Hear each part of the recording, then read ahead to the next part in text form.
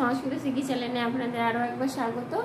আজকে আমি নিয়ে এসেছি কারক, কারক ও বিভক্তি। সংস্কৃতে আমাদের অনুবাদ যদি আমরা ভালো করে করি তো সেই জন্য আমাদের কারকটা খুবই দরকার।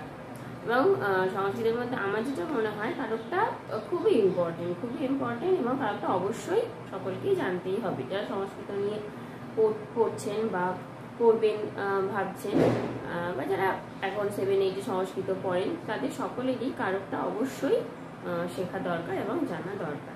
তো সেই জন্য আজকে আমি নিয়ে এসেছি যে কারক ও বিভক্তি। প্রথমে কারক এবং বিভক্তি সম্বন্ধে আমরা জানবো, তারপরে আমরা কারকের প্রত্যেকটা কারকের যে ভাগ এবং প্রত্যেকটা কারকের যে সূত্র আছে সবই আস্তে আস্তে আলোচনা করব। তো আজকে প্রথমে কারক ও বিভক্তিটা কি, কাকে বলে সেটাই দেখাবো। চলুন শুরু করা যায়। তো প্রথমে আমি এখানে লিখেছি যে সংস্কৃত কারক ও বিভক্তি। তাহলে আমরা সংস্কৃত কারক কাকে বলবো? তো আমি এখানে একটা ছোট সংজ্ঞা লিখেছি কারকের, যে ক্রিয়ান্বয়ী কারকম, অর্থাৎ কিনা যে ক্রিয়ার সাথে যে পদের সম্বন্ধ, ঠিক আছে, সেই সম্বন্ধটাকে আমরা কারক বলবো। এবং কারকটা কত প্রকার? কারক হচ্ছে যে 6 প্রকার। তাহলে কি কি? যে কর্তৃকারক, কর্মকারক, করণ কারক, সম্প্রদান কারক, অপাদান কারক ও অধিকরণ কারক। এই হলো 6টা কারক। এরপরে আমরা দেখবো যে বিভক্তি কাকে বলে। তাহলে বিভক্তি কাকে বলে? আমি এখানে একটা সংজ্ঞা লিখেছি বিভক্তি, যে সংখ্যা কারক আদি বোধয়িত্রী বিভক্তি। ঠিক আছে, যে যার দ্বারা আমরা কারক বা সংখ্যা সম্বন্ধ বুঝবো সেটাকে আমরা বলবো বিভক্তি। এবং বিভক্তি কত প্রকার? না, বিভক্তি 7 প্রকার। কি কি? প্রথমা, দ্বিতীয়া, তৃতীয়া, চতুর্থী, পঞ্চমী, ষষ্ঠী এবং সপ্তমী। অনেকেই বলবে সম্বোধন একটা বিভক্তি, কিন্তু সম্বোধনে অ্যাকচুয়ালি সম্বোধনে প্রথমা বিভক্তি হয়। সম্বোধনের রূপটা প্রথমার মতনই বেশিরভাগ হয় এবং অধিকাংশ তো শব্দরূপের সম্বোধন থাকেও না। তো সেই জন্য সম্বোধনে যেহেতু প্রথমা হয় সেজন্য সম্বোধনটাকে আর বিভক্তির মধ্যে আনা হয় না। এবার এই বিভক্তির অনুযায়ী বিভক্তির সাথে আর একটা কারক যোগ হয় এবং সেইভাবে অনুবাদটা হয়। তো সেটা কিভাবে হয়? যে প্রথমা যে বিভক্তি, সেই প্রথমা বিভক্তিতে কিনা কর্তৃকারক হয়, অর্থাৎ কর্তৃকারকে প্রথমা বিভক্তি হয়। ঠিক আছে, এখানে আমি কর্তৃকারকে অর্থাৎ কর্তৃকারকে প্রথমা বিভক্তি, কর্মকারকে দ্বিতীয় বিভক্তি, করণ কারকে তৃতীয় বিভক্তি, সম্প্রদান কারকে চতুর্থী বিভক্তি, অপাদান কারকে পঞ্চমী বিভক্তি এবং ষষ্ঠীটা কোনো কিন্তু কারক নয়, এটা মাথায় রাখতে হবে। যেহেতু বিভক্তি 7টা এবং কারক 6টা, তাহলে তো একসাথে মিলছে না। এবং ষষ্ঠীটা কিন্তু কারক নয়, ষষ্ঠীটা একটা সম্বন্ধ পদ, এটা সম্বন্ধে ষষ্ঠী হয়। ঠিক আছে, সম্বন্ধে ষষ্ঠী হয়। অর্থাৎ ষষ্ঠীটা যখন আলোচনা করবো তখন আর ডিটেলসে আলোচনা করবো। এখন অল্প একটু বলে রাখি যে ষষ্ঠীটা সম্বন্ধে হয় যখন কোনো কি বলো মালিকানা ভাব বা আধিপত্য বোঝাবে, তখন সেখানে এই যে ষষ্ঠী সম্বন্ধে ষষ্ঠী হবে। সেজন্য কিন্তু এটা কোনো কারক নয়। কারক আমরা কি বললাম? যে পদের সাথে ক্রিয়ার সম্বন্ধ থাকবে তাকে আমরা কারক বলবো। ষষ্ঠীতে কিন্তু ক্রিয়ার সাথে সম্বন্ধ হবে না, কারণ মালিকত্ব ভাব দেখাবে, তখন কিন্তু ক্রিয়ার সাথে কোনো সম্বন্ধ থাকে না, সেই জন্য সেটাকে আমরা কারক বলি না। এরপরে যে সপ্তমী অর্থাৎ অধিকরণে সপ্তমী বিভক্তি হয়। আচ্ছা, আরেকটা জিনিস যেটা হয় সেটা হচ্ছে বিভক্তির ব্যবহার 3 প্রকার। মানে বিভক্তি কিভাবে ব্যবহার করা হয় সেটা 3টি ভাবে ব্যবহার করা হয়। একটা হচ্ছে কারকের অর্থে ব্যবহার করা হয়, বিশেষ বিশেষ শব্দযোগে ব্যবহার করা হয়, আর বিশেষ বিশেষ অর্থে ব্যবহার করা হয়। আমি এটুকু বলে রাখলাম যে এই তিন ভাবে বিভক্তিটা ব্যবহার করা হয়। এবং যখন এই যে উদাহরণগুলো দেব কারকের বিভক্তি, তখন এইগুলো আরো বোঝা যাবে। এখন এটুকু মনে রাখতে হবে যে কি কি ভাবে বিভক্তিটা যোগ হয়, এটা মনে রাখুন। যখন আমি উদাহরণগুলো দিয়ে বোঝাবো তখন এইগুলো বোঝা যাবে। ঠিক আছে। আচ্ছা, এরপরে আমি এবার নিয়ে দেখাবো যে এই যে প্রত্যেকটা কারক কাকে বলে এবং তার উদাহরণ। এরপরে আমরা দেখবো যে প্রত্যেকটা কারক কাকে বলে এবং উদাহরণ। প্রথমে আমি এখানে লিখেছি যে কর্তৃকারক। তাহলে কর্তৃকারক কাকে বলে সেটা আগে দেখা যাক। কর্তৃকারক হলো যে স্বাধীনভাবে ক্রিয়া সম্পন্ন করে তাকে কর্তৃকারক বলে। মানে যে কাজটা করছে, যেটা একটা মানুষও হতে পারে, একটা কোনো পশুও হতে পারে, যে করবে সেই হয়ে যাবে কিনা কর্তা এবং সেটাই কর্তৃকারক। যেমন উদাহরণটা কি আছে, যে ছাত্রাহা পঠতি, যে ছাত্রটি পড়ছে, তাহলে এখানে কাজটা কে করছে? ছাত্র করছে, এবং সেই ছাত্র হলো কর্তা এবং এটাই হলো কর্তৃকারক, যে প্রধানভাবে কাজটা করবে। যে ছাত্র স্বাধীনভাবে ক্রিয়া কিনা সম্পাদন করছে, সেই জন্য সেই ছাত্রই হয়ে গেল কর্তৃকারক। ঠিক আছে, এরপর রয়েছে কর্মকারক। কর্মকারক কাকে বলবে? যে কর্তা ক্রিয়ার দ্বারা যাকে প্রধানভাবে পেতে ইচ্ছা করে।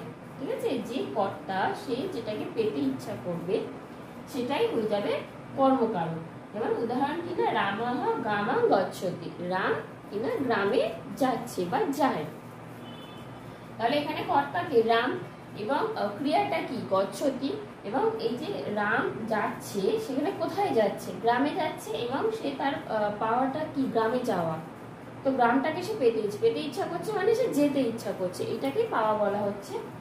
তো সেই জন্য এই যে এখানে গ্রামে হয়ে গেল কিনা কর্মকারক। এখানে আরেকটা জিনিস আমি এখানে লিখেছি যে গমনার্থক ধাতুর যোগে অধিকরণে কর্ম হয়েছে। এই যে গ্রামটা রয়েছে, এটা যদি আমরা অধিকরণ কারকে যাই, অধিকরণ কারকটা আলোচনা করা হয়নি তাই বোঝা যাবে না, তাও বলে রাখি।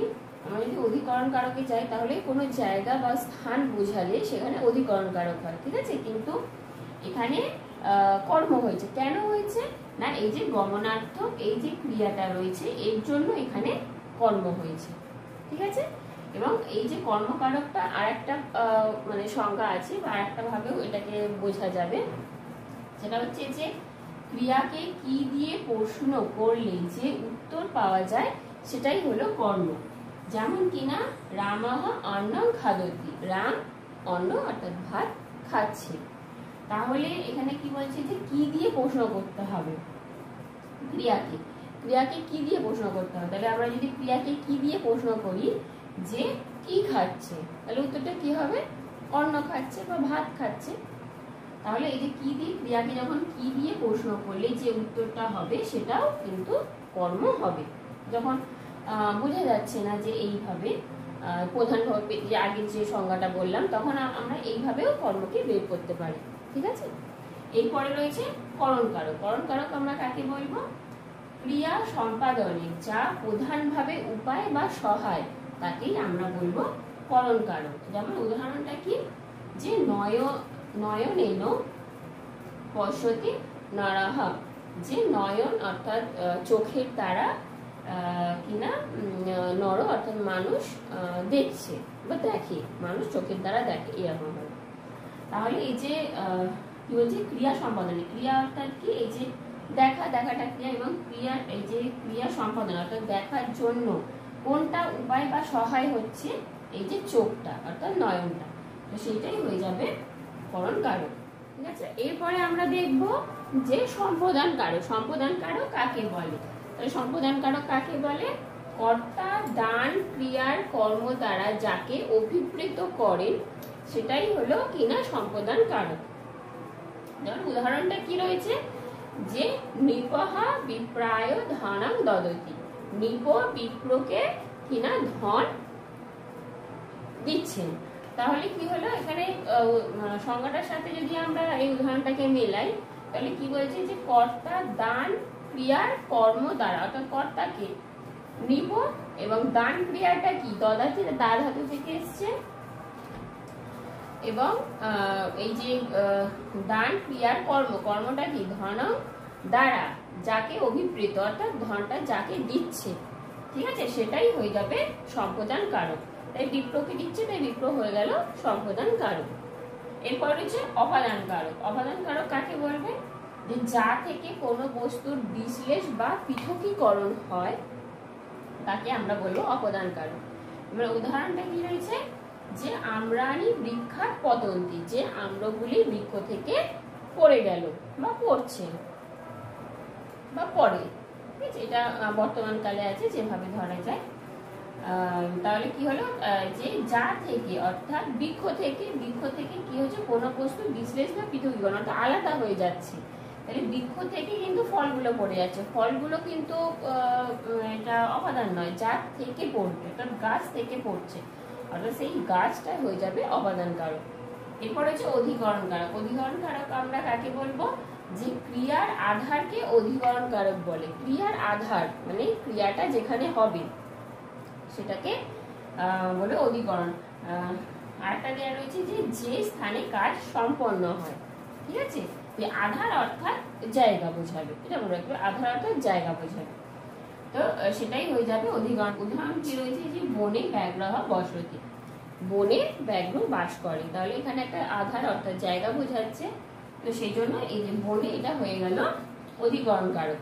এর আগে কর্মকারকের উদাহরণে আলোচনার সময় বলেছিলাম যে অধিকরণে ওখানে কর্ম হয়েছে। এখানে এই যে বনে, ওখানেও কি ছিল? যে গ্রামাং গচ্ছতি, অর্থাৎ গ্রামে হওয়ার কথা, জায়গা বোঝাচ্ছে, কিন্তু ওখানে গ্রামাং হয়েছে, কেননা ওখানে গমনাত্মক ক্রিয়া রয়েছে, তো গম ধাতু গমনাত্মক ক্রিয়া রয়েছে, সেই জন্য ওখানে অধিকরণে কর্ম হয়েছে। এখানে কিন্তু কোনো গমনাত্মক ক্রিয়া নেই, সেই জন্য এখানে না, এটা অধিকরণই হলো, এখানে কর্ম হলো না, ঠিক আছে? এটা এই হলো টোটাল 6টা কারক কাকে বলে এবং তার উদাহরণ আজকে আলোচনা করা হলো।